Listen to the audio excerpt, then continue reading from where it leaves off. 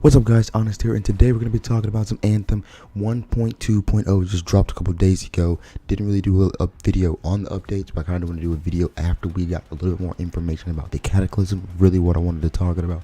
And we got some information right after the live stream, and I'm going to bring it here right for you. So without further ado, let's get started.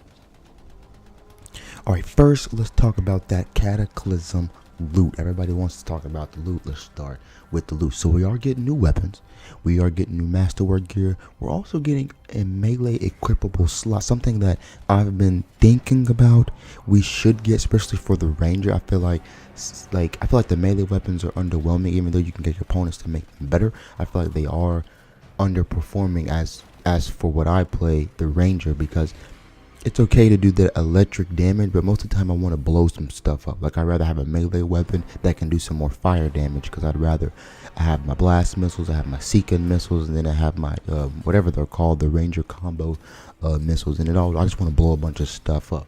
But other than that, we got some new masterwork and legendary support gear, and all these items are supposed to be like really high tier items. Now, none of them are supposed to be low tier. As far as I know, they're all supposed to be high tier items. Now, the new weapons, they didn't really say what kind of new weapons. I wish they could have showed up at least like one or two new weapons, since they'll probably have at least one for each class.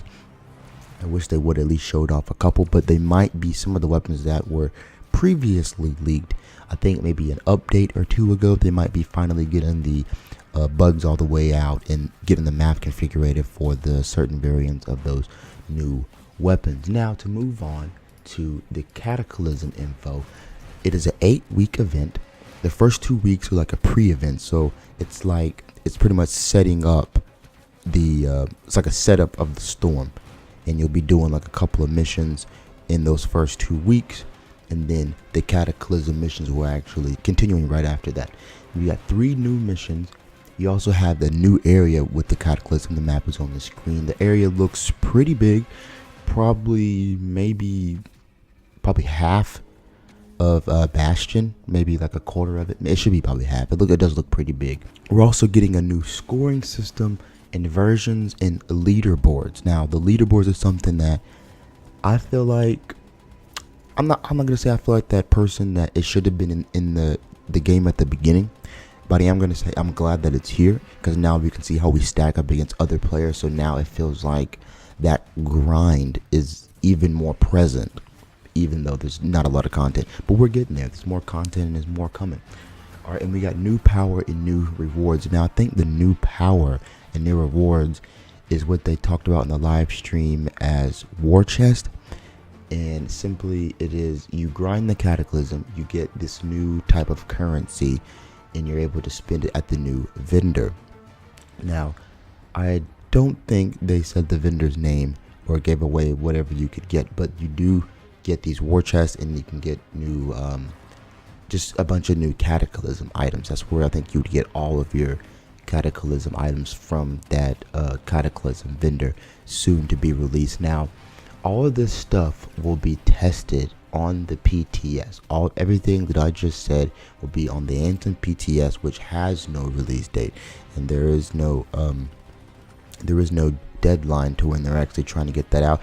But I think it is time restrained, and what I mean by that is, like, they're gonna have certain days and certain time frames where the PTS will be active, instead of it being an all-day kind of thing. You just hop on and grind it for as long as you want to and give your feedback. What they'll do is put it up live for a couple of days, for a couple of hours, and then shut it down, get your feedback, and then continue with fixes.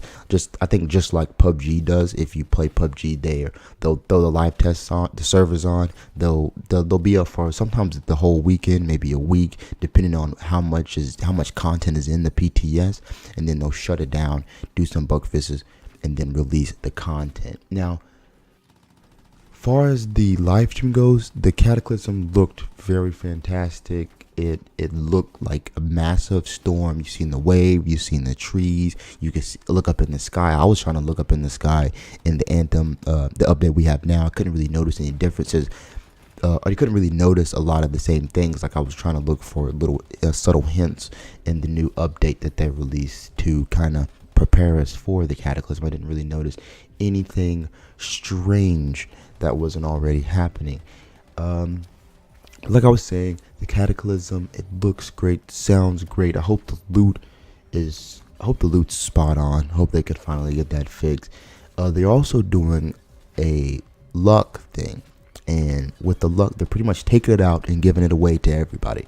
So I think it's about 100% luck. It might be more than that, but I think it's like right around everybody gets about 100% luck. So then, like, the loot is increased around the board. But then I also saw some people in the chat saying, you know, if it was already using luck, which I don't use it a lot, so this will help me out, that some of those people already using luck will get the same drop rate as before. Thought that was pretty funny. But I don't know. We'll have to see whenever they finally turn these on or release another update giving the Cataclysm. And with that being said, I'll see you guys in the next one.